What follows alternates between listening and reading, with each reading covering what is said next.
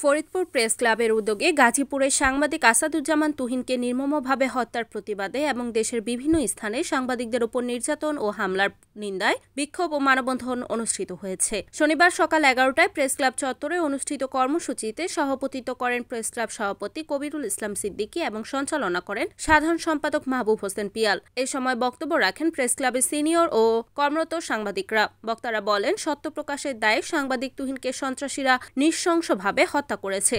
এই হত্যাকারীদের দ্রুত গ্রেফতার করে দৃষ্টান্তমূলক শাস্তি দিতে হবে। তারা আরো বলেন, পেশাগত দায়িত্ব পালন করতে গিয়ে সাংবাদিকরা পদে পদে হয়রানির শিকার হচ্ছেন, যা দুঃখজনক। বিগত ফ্যাসিস্ট সরকারের সময় থেকে শুরু করে এখনো সাংবাদিকদের কণ্ঠরোধের চেষ্টা চলছে। বক্তারা অবিলম্বে এসব নির্যাতন বন্ধ ও সারা দেশের সাংবাদিকদের নিরাপত্তা নিশ্চিতে অন্তর্বর্তীকালীন সরকারের প্রতি জোর দাবি জানান।